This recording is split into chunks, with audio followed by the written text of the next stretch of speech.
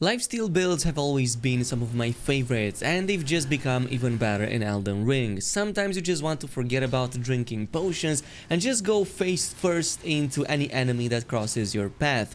Well, today we're gonna take a look at a bunch of items that don't just give you that, but will actively heal you hundreds of points of HP for every single hit and every single kill that you do against enemies or bosses. This is quite literally the closest you can get in Elden Ring to an infinite sustain build without relying on potions, so let's begin. Now let's get started with a few things that you will need beforehand, the most important being the Blasphemous Blade.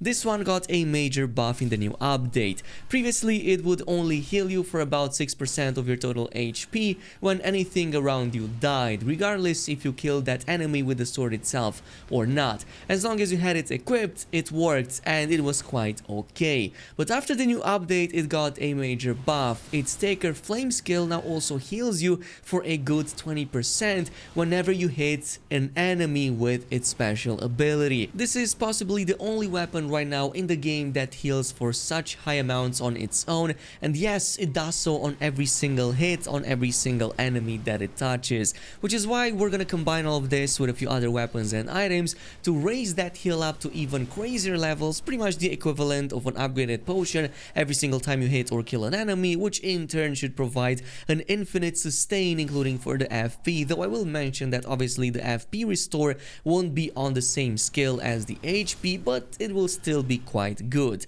So with that in mind, here are the main requirements. You will want to progress through the questline for the Volcano Manor until you finish all of the 3-letter assassinations, and of course also kill the Rykard, because you will want that Serpent boss remembrance so that you can trade it for the Blasphemous Blade back at the Round Table Hold, which is already going to provide you some powerful heals, but there's more. At the same time, you also want to make sure that you activate Rykard's Great Rune after you get it by heading over to the Divine Tower of West Altus, passing through the sealed tunnel, and then making your way to the top to interact with the two fingers and activate the Great Rune.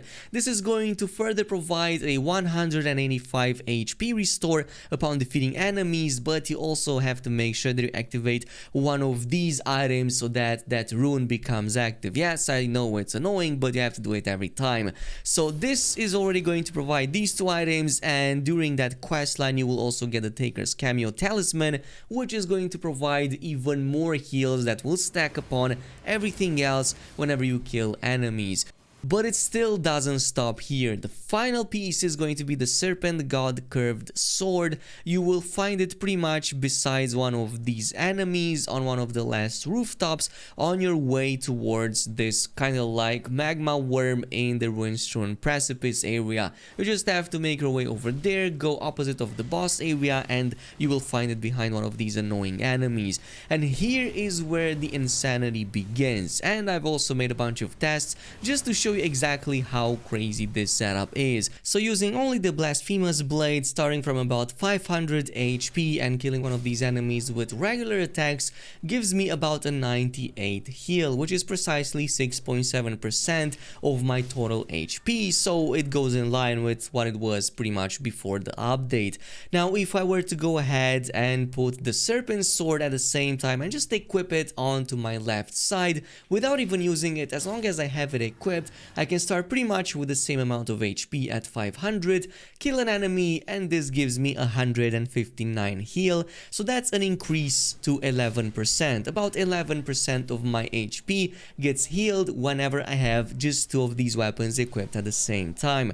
But it doesn't stop here. Let's also add Rykard's Rune in the mix. Of course, you do have to activate it, and you will need some of these arcs, of course, to activate that. They can also disappear if you die, so it kind of sucks, but if you activate that, it provides another 185 heal to a total of 340, so that's 23% of my HP getting healed whenever one single enemy dies around me.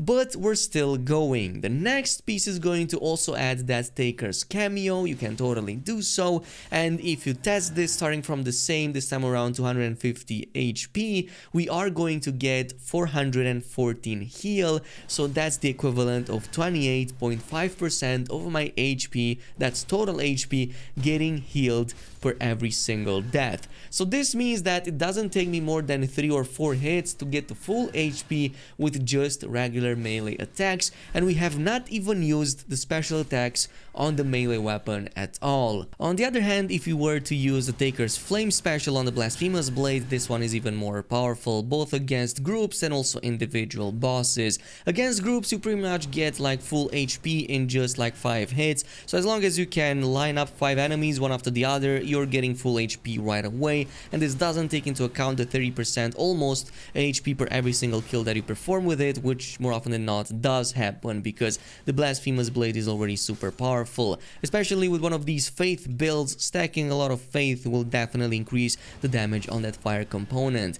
But in one-on-one situations against some of these bosses, you can pretty much just face tank many of the attacks without relying on potions, at least not as much as before, assuming you have at least some decent like 12 to 1400 HP, which you should at around level 90 to 100. Now if you happen to heal up too easily, or if enemies don't even dent your HP, what you can do is swap the Taker's cameo with this Ancestral Spirit Horn that you get from the underground area by defeating the boss with the same name, and it's going to give you a little bit of FP so you can have even more sustain and then just have everything ready for the upcoming bigger boss fight or tougher enemy without having any of your potions being spent in all of these combat scenarios. So it's totally possible, but just keep in mind that FP restoration is nowhere near on the same level as HP restoration currently in Elden Ring. It's still a good bonus to have, but it's definitely not the best. And finally, there's one more way of achieving something similar to this with a bit of a less setup,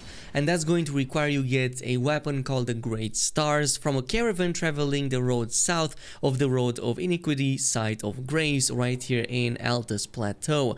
Now this one is an amazing weapon actually, despite its look, that heals you for every single hit that you perform against enemies. The only problem is that the swings take a very long time to cast, which is why you'll want to just couple this with an amazing Astral War that gives you a lot more hits per every single second, and there's not one better for this weapon than the Prelate's Charge. You can get this from the Scarab in the mountaintops just south of the White Ridge Road, Site of Grace, right here on this side of the map. And once you do that and add this Ash of War, you can pretty much turn this weapon into an amazing heal over time that just gives you like heals up for every single attack you do against enemies. Now admittedly, it's not going to be on the same level as the Blasphemous Blade, but if you can get it right and if you go against bigger enemies, you can definitely get even more HP than the Blasphemous Blade can with similar amounts of, well, FP consumption. You can also further buff that even more using the Godskin Swaddling Cloth that you get from the Spirit Walker's Cave. There's gonna be 2 bosses over there that you can defeat,